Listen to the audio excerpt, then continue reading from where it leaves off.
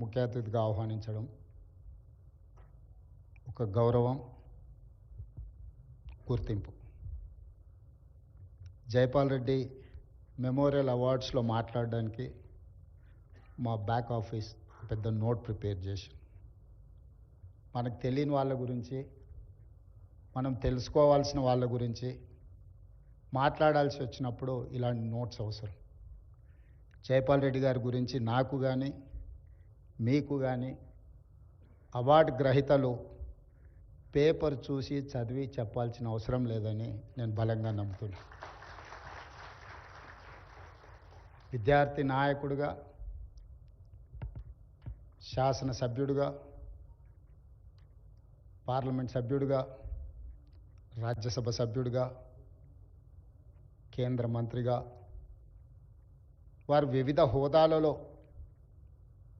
ప్రాతినిధ్యం వహించి సుదీర్ఘంగా 1969లో మొట్టమొదటిసారి కల్వకుర్తి శాసనసభ నియోజకవర్గం నుంచి ఉప ఎన్నికల్లో శాసనసభ్యుడిగా ఎన్నికై 4 పర్యాయాలు శాసనసభ్యుడిగా, 5 పర్యాయాలు లోక్సభ సభ్యుడిగా, 2 సార్లు రాజ్యసభ సభ్యుడిగా, రాజ్యసభలో ప్రధాన ప్రతిపక్ష నాయకుడిగా, కేంద్ర మంత్రిగా, ముఖ్యంగా కేంద్ర మంత్రిగా వారు పెట్రోలియం శాఖను నిర్వహిస్తున్నప్పుడు ఈ దేశంలో కీలకమైన అంశాలలో వాళ్ళు తీసుకున్న నిర్ణయం కానీ,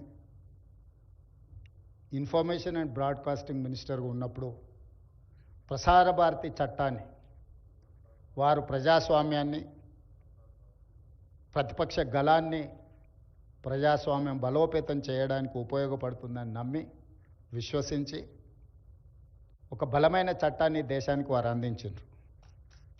వారు ప్రజాస్వామ్యంలో ప్రతిపక్షానికి పాత్ర ఉన్నంతసేపే ప్రజా సమస్యలు పరిష్కారం అవుతాయని వారు విశ్వసించింది. కాబట్టి ఈరోజు ప్రసార భారతి చట్టం ఈ దేశానికి, ఈరోజు పత్రికలకు, ప్రసార సాధనాలకు, ప్రతిపక్షాలకు ఒక కీలకమైన పాత్ర పోషించే అవకాశాన్ని కల్పించింది. వారిని అటల్ బిహారీ వాజ్పేయి గారి నుంచి మొదలు పెడితే లాల్ కృష్ణ అద్వానీ, సుష్మా స్వరాజ్ గారు, పార్లమెంట్లో గొప్పగా రాణించిన వక్తల నుంచి మేధావుల వరకు వారిని ఎప్పుడూ రాజకీయ ప్రత్యర్థిగానో, సిద్ధాంత విభేదాలు మాత్రమే వారితో ఉండేవి. వ్యక్తిగతమైన వైరం ఎప్పుడూ జైపాల్ రెడ్డి గారికి దేశ రాజకీయాల్లో ఎప్పుడూ లేదు. వారు ప్రతిపక్షంలో ఉండి మాట్లాడిన ప్రసంగాలు, వారు విశ్లేషించిన విధానం ఈ రోజుకు పార్లమెంట్లో సెంట్రల్ హాల్లో సీనియర్స్ని కలిసినప్పుడు తెలుగు రాజకీయాల నుంచి, తెలంగాణ ప్రాంతం నుంచి ప్రాతినిధ్యం వహిస్తున్నాము అని తెలిసినప్పుడు ప్రొఫెసర్ సౌగత్ రాయ్ లాంటి సీనియర్ పార్లమెంటేరియన్స్ చాలా సందర్భాలలో సెంట్రల్ హాల్లో గుర్తు చేస్తూ ఉంటారు. బలమైన ముద్ర దేశ రాజకీయాలలో. మన రాష్ట్రంలో ఆనాడు ప్రతిపక్షంలో జైపాల్ రెడ్డి గారు ముద్ర వేసిండ్రు అని అంటే ఇది మన ప్రాంతం అనుకోవచ్చు. ఈ ప్రాంతం నుంచి 84లో మొదటిసారి పార్లమెంట్కి వెళ్ళినప్పుడు వారు దాదాపుగా 35 సంవత్సరాలు వెనుదిరిగి చూడకుండా దేశ రాజకీయాలలో వారు రాణించారు.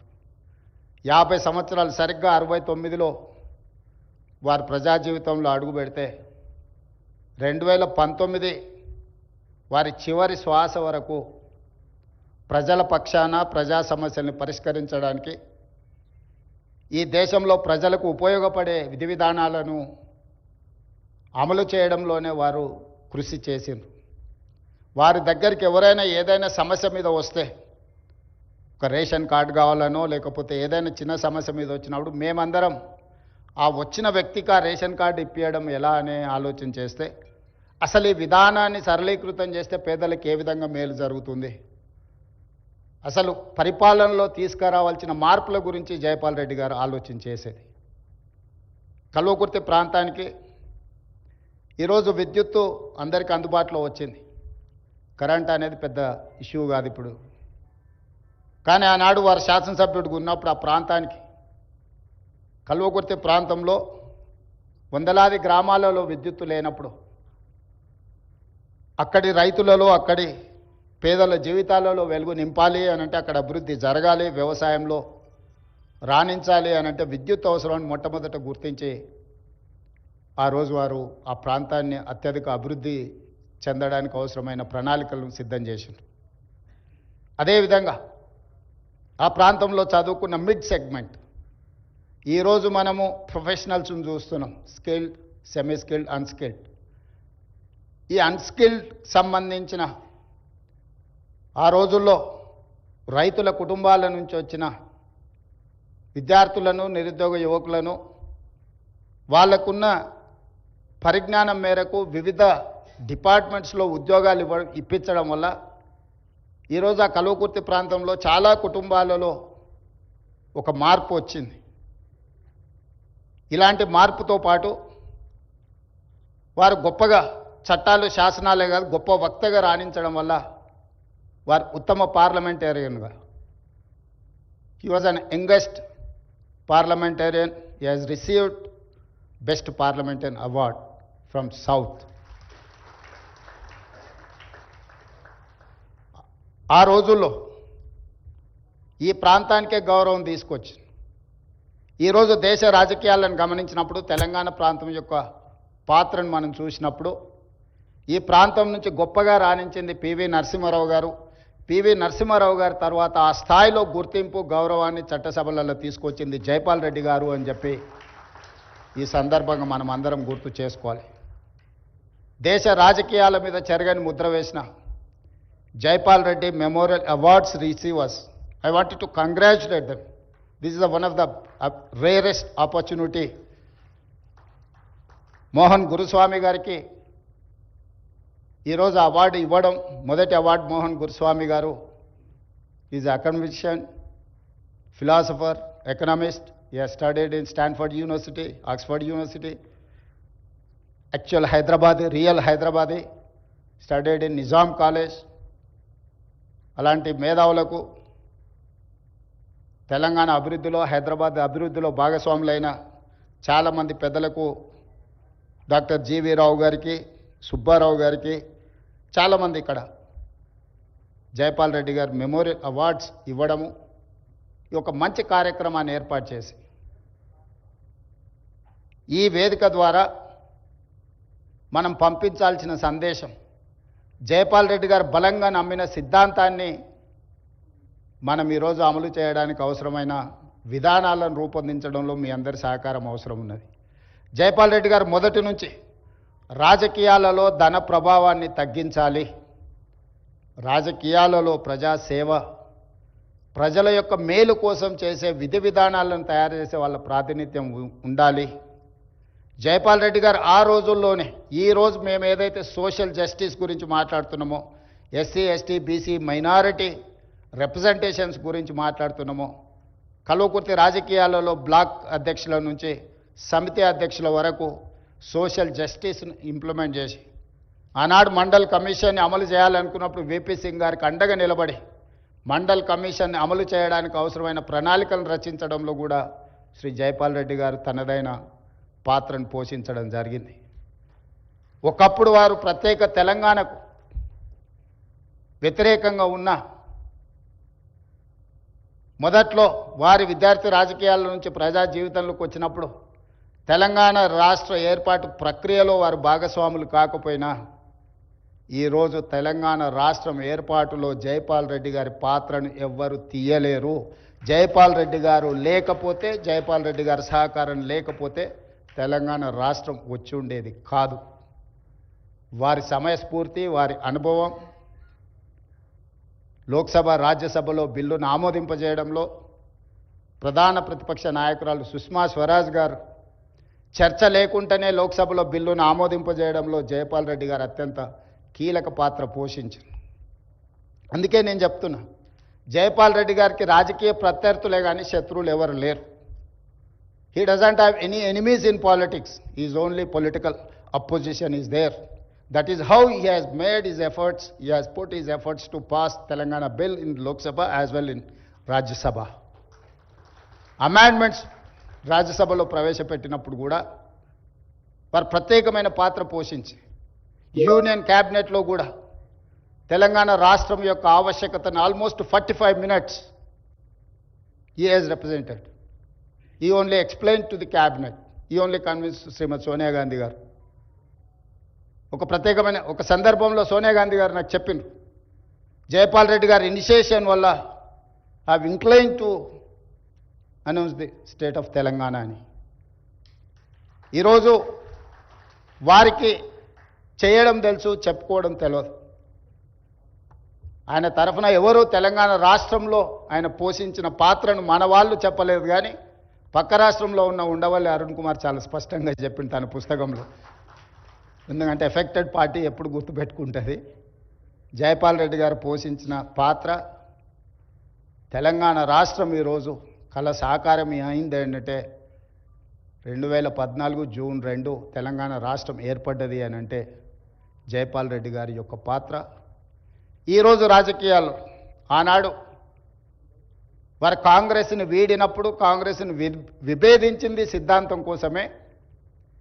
తిరిగి వారు కాంగ్రెస్లో చేరినప్పుడు కూడా అదే సిద్ధాంతం కోసం తిరిగి కాంగ్రెస్ పార్టీలోకి వచ్చారు. పదవుల కోసం పార్టీ ఆనాడు మారలే, తిరిగి కాంగ్రెస్లోకి వచ్చినప్పుడు కూడా వారు పదవి కోసం మారలే. ఐడియాలజికల్ కమిట్మెంట్తో he has differed with Congress party, then he has joined in Congress party with only ideology. కానీ ఈరోజు పాలిటిక్స్, పెద్దలు చిన్నారెడ్డి గారు లాంటి వాళ్ళు ఇక్కడ ఉన్నారు, పాలిటిక్స్ అన్నీ కూడా స్విగ్గీ పాలిటిక్స్ అయిపోయినాయి. ఐడియాలజికల్ పాలిటిక్స్ లేకుండా పోయి స్విగ్గీ పాలిటిక్స్ వచ్చింది. ఈరోజు ఎవరు ఎంత ఫాస్ట్గా డెలివరీ చేస్తారు, ఆన్లైన్లో ఎవరు వస్తారు, లేకపోతే మనకు కావాల్సింది ఎవరు తొందరగా ఇస్తారని ఎవరు కమిట్మెంట్తో ఉన్నారు, ఎవరి ఐడియాలజీని ఫాలో చేస్తున్నారు, సిద్ధాంతకర్తలుగా లేకపోతే సిద్ధాంతాలను నమ్మేవాళ్ళు, సిద్ధాంతాలను పాటించేవాళ్ళు, సిద్ధాంతాల కోసమే పనిచేసే వాళ్ళు దేశ రాజకీయాలలో తగ్గుతూ వస్తున్నారు. ఇది ప్రజాస్వామ్య స్ఫూర్తికి, ప్రజాస్వామ్యానికి అత్యంత ప్రమాదకరం. ఈ దేశం వేగంగా ప్రమాదం వైపు ప్రయాణం చేస్తుంది. ప్రజాస్వామిక విలువలు తగ్గి పొలిటికల్ మేనేజర్స్ ఎక్కువైపోయినరు, కార్యకర్తలు పోయినరు, వాలంటీర్స్ వచ్చిండ్రు. కార్యకర్తలు లేని రాజకీయాలు దేశ భవిష్యత్తుకు ప్రమాదకరంగా తయారవుతాయి. వాలంటీర్స్ వాళ్ళు ఎవరైనా, ఈవెంట్ మేనేజర్స్ ఎవరైనా, అవుట్సోర్సింగ్ ఎవరైనా, ఏ డ్రెస్ కావాలంటే ఆ సీజన్కి ఆ డ్రెస్ వేసుకొని ఆ పని చేసి వెళ్తారు. పాలిటిక్స్ కూడా ఈరోజు ఆ విధంగా మారుతున్న సందర్భం. యూనివర్సిటీ విద్యార్థి రాజకీయాలలో సిద్ధాంతపరమైన రాజకీయాలు రావాల్సిన అవసరం ఉంది. దేశ రాజకీయాలలో ధన ప్రభావాన్ని తగ్గించాల్సిన అవసరం ఉంది. వ్యక్తిగత వైరుధ్యం, వ్యక్తిగత శత్రుత్వానికంటే సిద్ధాంతపరమైన భిన్నాభిప్రాయాలకు స్థానం ఉండాల్సిన రాజకీయాలు అవసరం ఉన్నాయి. అందుకే మేము శాసనసభలో ఎక్కువ పని దినాలను పెంచుకుంటూ వస్తున్నాం. నేను ముఖ్యమంత్రి అయినప్పటి నుంచి ఇప్పటివరకు ఎవరిని సభ నుంచి సస్పెండ్ చేయాలి. వాళ్ళు చెప్పాల్సుకున్నది ఏదైనా చెప్పండి, మేము వినడానికి సిద్ధంగా ఉన్నామని. పార్లమెంట్ డెమోక్రసీని నేను సంపూర్ణంగా విశ్వసిస్తాను. వాళ్ళు చెప్పాలి, వాళ్ళ అభిప్రాయం చెప్తే విన్నప్పుడు సహేతుకమైన సూచన చేసినా, సలహా చేసినా ప్రభుత్వం తీసుకున్న నిర్ణయాలను సవరించుకోవడంలో మాకు ఎలాంటి ఇబ్బంది లేదు. సవరించుకుంటే మెరుగైన పరిపాలన మేమే అందిస్తే అది తప్పకుండా మా గౌరవాన్ని పెంచుతుంది తప్ప మా గౌరవాన్ని తగ్గించదు. అసలు ఎదురు ఉండే వాళ్ళు మాట్లాడనే వద్దు, ప్రజలకు నిరసన తెలిపే అవకాశమే ఇవ్వద్దన్న విధానము ఏమాత్రము మంచిది కాదు. ఉద్యమం ద్వారానే తెలంగాణ సాధించడమని చెప్పుకున్న వాళ్ళు ప్రజలకు ధర్నా చేసుకోవడానికి ధర్నా చౌక్ ఉండాలన్న పరిమితమైన జ్ఞానంతో పనిచేస్తే బాగుంటుంది. నేను ముఖ్యమంత్రి అయిన ఎంబడే ధర్నా చౌక్ను ఓపెన్ చేయించి ఎవరు నిరసన తెలపాలనుకున్నా మీరు నిరసన తెలపండి, మీ సమస్యల్ని ప్రభుత్వం దృష్టికి తీసుకురండి. తప్పకుండా సహేతుకమైన సమస్య ఉంటే ప్రభుత్వం పరిష్కరిస్తుంది అని చెప్పి నిర్ణయం తీసుకున్నాం. డెఫినెట్గా జైపాల్ రెడ్డి గారు ఒక నిలువెత్తు శిఖరం తెలంగాణ రాజకీయాలలో, దేశ రాజకీయాలలో. పివి నరసింహారావు గారి స్ఫూర్తి, కీర్తిశేషులు జైపాల్ రెడ్డి గారి స్ఫూర్తి తెలంగాణ రాజకీయాలలో ఉండాలి. విధానపరమైన నిర్ణయాలు, అభివృద్ధి కార్యక్రమాలు, సంక్షేమ పథకాలను బ్యాలెన్స్ చేసుకుంటూ తెలంగాణ రాష్ట్ర ప్రభుత్వాన్ని నడిపిస్తాం. మరొక్కసారి జైపాల్ రెడ్డి మెమోరియల్ అవార్డ్స్ మొదటిసారి తీసుకుంటున్న అందరికీ మనస్ఫూర్తిగా అభినందనలు తెలియజేస్తూ సెలవు తీసుకుంటున్నాను. ధన్యవాదాలు.